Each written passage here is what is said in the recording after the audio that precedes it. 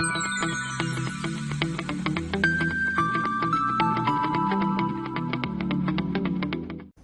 friends, myself Rahul Thakkar. I am associated with LJ Institute of Engineering and Technology. I am going to teach you the subject of Physics Group 1. In the previous video of ultrasonics and NDT, we have discussed detection of ultrasonic waves and briefed about its various applications. Now, in this video, we will understand the application of ultrasound such as sonar and medical applications. Further, we will understand what is NDT and with its objectives and advantages.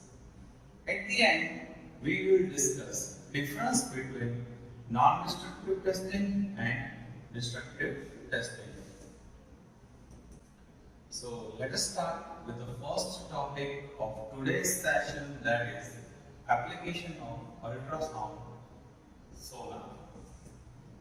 Sonar is a device which stands for sound navigation and ranging.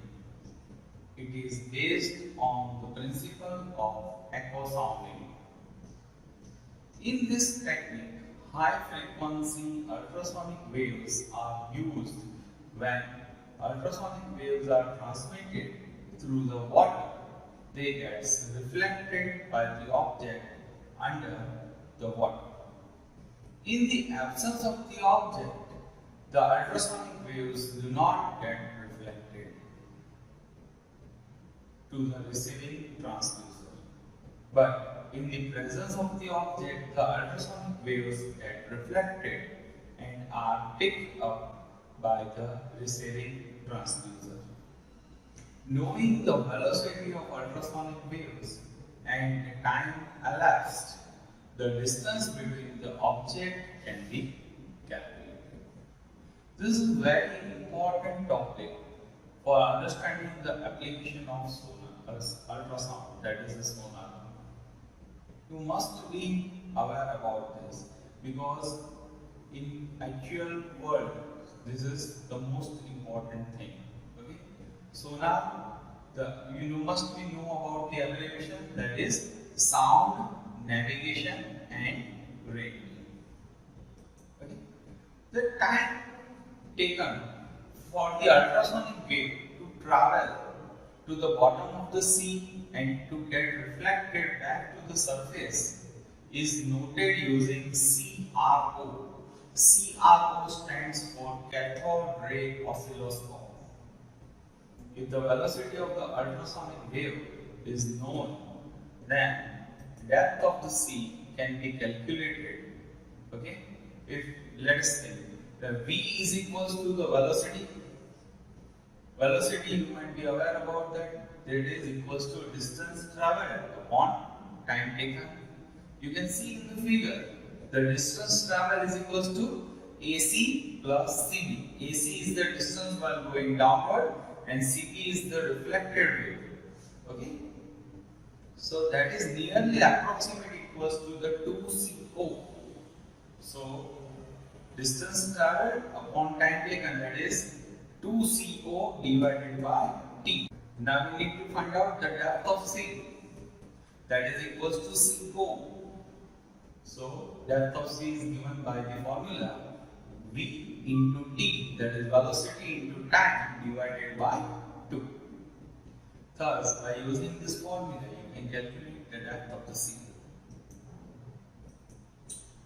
Now, let us understand one exercise problem of this situation. Let us take an example.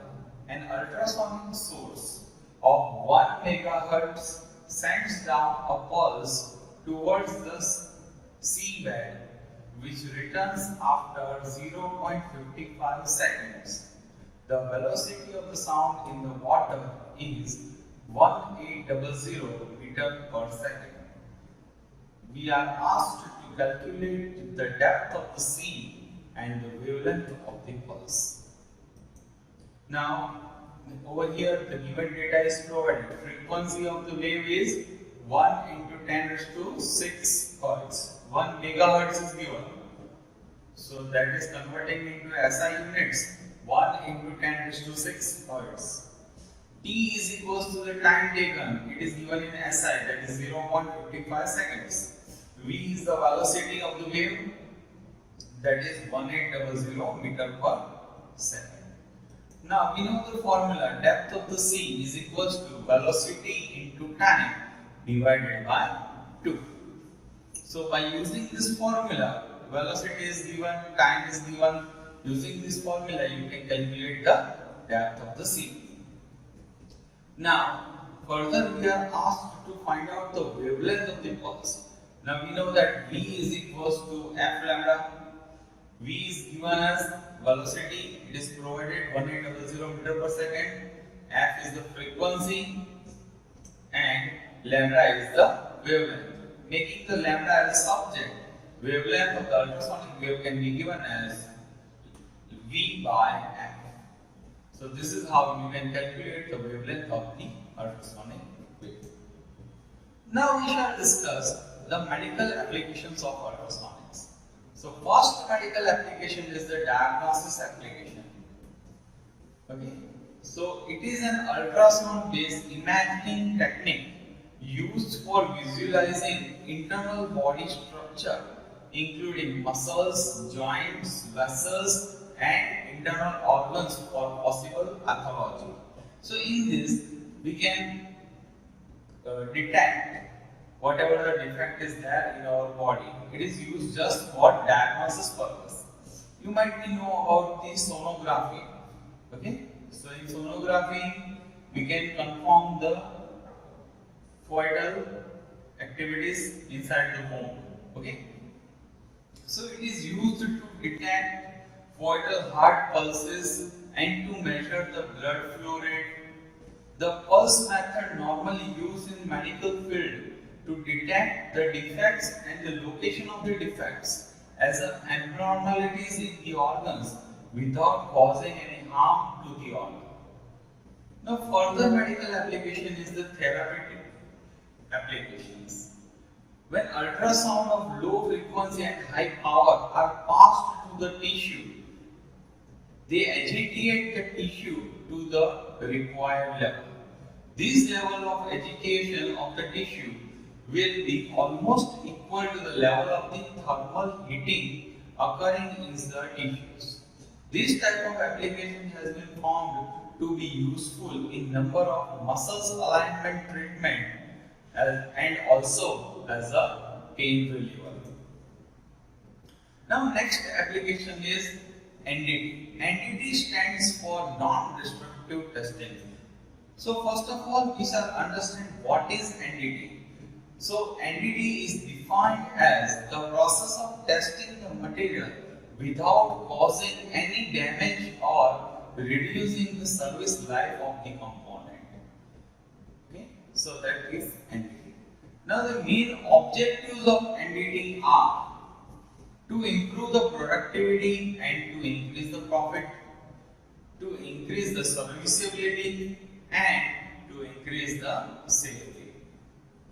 Now the advantages offered by the NDTs are it is capable of finding extremely fine flaws and defects.